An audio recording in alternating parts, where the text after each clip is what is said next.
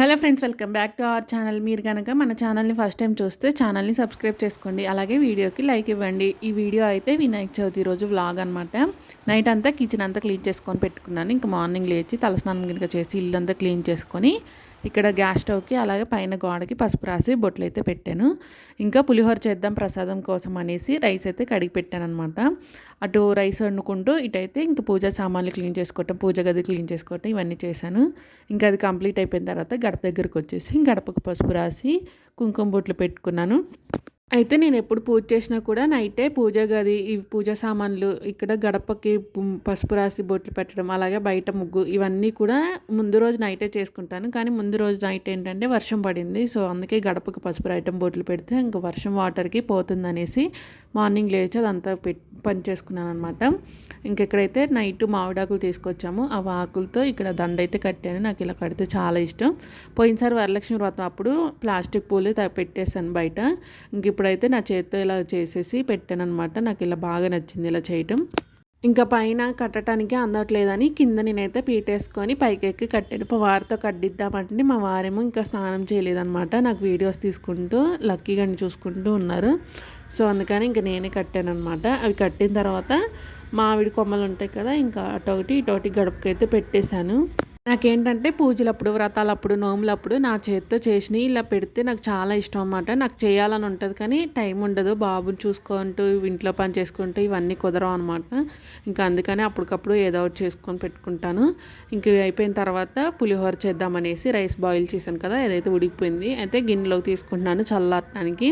అయితే ఏంటంటే కొంచెమే కదా అనేసి నేను చిన్న గిన్నెలో కలిపాను. అది చెయ్యి అయితే బాగా కాలింది.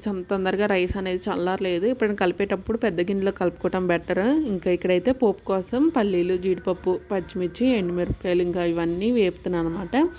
కొంచెం ఇంగువ కూడా వేసాను టేస్ట్ బాగుంటుంది అనేసి. ఇంకా వేయించుకొని పులిహోరను అయితే కలిపేశాను. మా బాబు ఒక వేపు ఏడుస్తున్నాడు, ఆకలేస్తుంది అనేసి ఇంక ఇది కలిపిన తర్వాత దేవుడికి కొంచెం పక్కకు తీసేసి ఇంక మా బాబుకి అయితే పెట్టించాను. ఈసారి పులిహోరని నేను ఎప్పుడు చేసే విధంగా కాకుండా కొంచెం డిఫరెంట్గా ట్రై చేశాను. నెక్స్ట్ వీడియోలో షార్ట్స్లలో వస్తుంది, అది చూడండి ఎలా చేశాను అనేది. ఇంక పులిహోర కంప్లీట్ అయిపోయిన తర్వాత పూజకు కావాల్సినవన్నీ సిద్ధం చేసుకున్నాను. అయితే వినాయక చవితికి నేను పాలవెల్లి వినాయకుడు అలా ఏం చేయకోకుండా మా అత్తయ్య మా పెళ్ళైన కొత్తలో వెండి వినాయకుడు ఇచ్చింది. ఇచ్చిన కొత్తలోనే చెప్పింది అనమాట, అప్పుడప్పుడు అభిషేకం చేస్తూ ఉన్నాను. నేనైతే ఎప్పుడూ చేయలేదు. సో ఈరోజు వినాయక చవితిగా చేద్దామని చేశాను. మరి అభిషేకం ఎలా చేశానో మీరు కూడా చూసేయండి.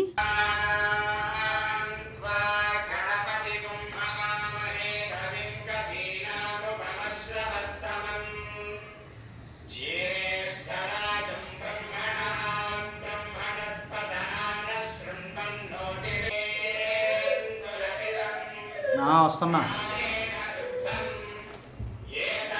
ఇంకా డౌట్ ఉన్నాయి.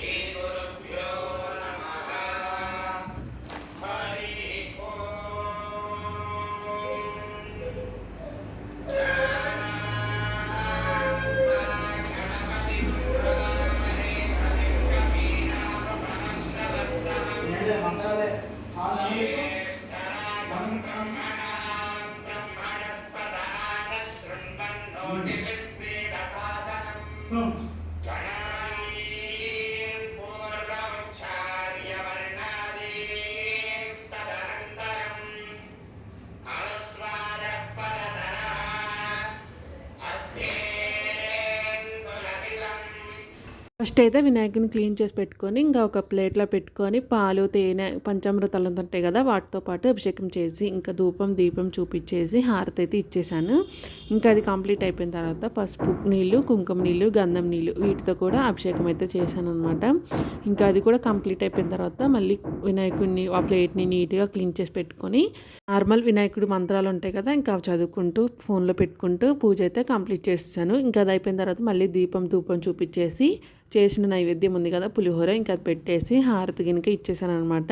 నాకేమో వినాయకుడిని తీసుకొచ్చి ఇంట్లో పాలవేలికను కట్టి పూజ చేయాలనిపించింది. కానీ ఏంటంటే ఫస్ట్ టైం కదా తెలిసి తెలియకుండా ఎందుకులే చేయటం అనేసి అనుకున్నాను. నెక్స్ట్ టైం మంచిగా చేసుకుంటాను దేవుడు దయ ఉంటే ఇల్లు కొనుక్కొని మాకు సొంత ఇంట్లోనే ఆ పూజ అయితే కంప్లీట్ చేసుకుంటాను. ఇప్పుడు కరిగితే ఇట్లా అభిషేకం చేసేసి కంప్లీట్ చేసుకున్నాను. ఇంకా పసుపు కుంకుమ గంధం వాటర్తో కూడా అభిషేకం చేసేసి ఇంకా దేవుణ్ణి క్లీన్ చేసుకొని ఇంకా పూలు గంధం కుంకుమ పసుపు అక్షంతలు పూలు ఇవన్నీ వేసేసి పూజ చేసుకున్నాను. ఇంక ఈ పూజ అంతా కంప్లీట్ అయిపోయిన తర్వాత హారతి ఇచ్చేసి ఇంక నేను కూడా హారతి తీసుకున్నాను. మా బాబుకి మా వారికి కూడా హారతి ఇచ్చేసాను. మీరు కూడా హారతి తీసుకోండి నాతో పాటు. ఇంకా పూజ కంప్లీట్ అయిపోయింది కదా ఇంకా నా మనసులో ఉన్న కోరికలన్నీ కోరుకొని ఇంకా పూజ అయితే కంప్లీట్ చేసి పెట్టుకున్నాను. ఇంక ఇప్పుడైతే మంచిగా రెడీ అయిపోయి కిందకైతే వెళ్ళి మా అపార్ట్మెంట్లో పూజ ఉంటుంది కదా అక్కడికైతే వెళ్ళాను అనమాట. ఇదైతే మా అపార్ట్మెంట్లో వినాయకుడు. ఇక్కడ వాళ్ళు వచ్చేసి ఓనరోళ్ళు పూజ చేసుకుంటున్నారనమాట. ఇంకా కాసేపు ఉండేసి వచ్చాను. ఇంక ఈవినింగ్కి అయితే రైస్ ఉంది ఆఫ్టర్నూన్ ఉండే రైస్. ఇంకా కర్రీకి అయితే ములక్కాయ టమాటా అయితే వండాను. నేను మా వారు తినేసాం. పులిహోర కూడా కొంచెం ఉంది మా బాబు కోసం అని ఉంచాను అనమాట. ఒకవైపు వంట చేసుకుంటూ ఇంకోవైపు అయితే గిన్నెలు కడిగేసాను. అస్సలు ఓపిక లేదు. సో నైట్ ఇంకా కష్టం అనేసి వంట చేసుకుంటూ గిన్నెలు అయితే కడిగేసాను. వంట అయిపోయిన తర్వాత నేను మా వారైతే తినేసాము. తిన్న తర్వాత మా బాబుతో అయితే ఇంకా కాసేపు ఆడుకొని 10 కల్లా పడుకోబెట్టేశాను. 12కే లేచాడు. 12కేమో మా వారు ఊరు వెళ్ళిపోతున్నారు బ్యాంక్ పని ఉందనేసి ఊరు వెళ్ళారనమాట.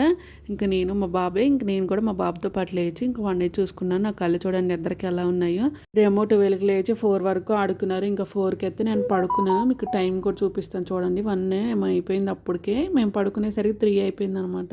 ఇంకా 3కి ఆ టైంలో నేను 1 పడుకోబెట్టేసి ఇంకా నేను కూడా పడుకున్నాను. ఈ రోజు వ్లాగ్ అయితే ఇది అనమాట. వీడియో నచ్చితే లైక్ చేయండి షేర్ చేయండి సబ్స్క్రైబ్ చేసుకోండి. బాయ్.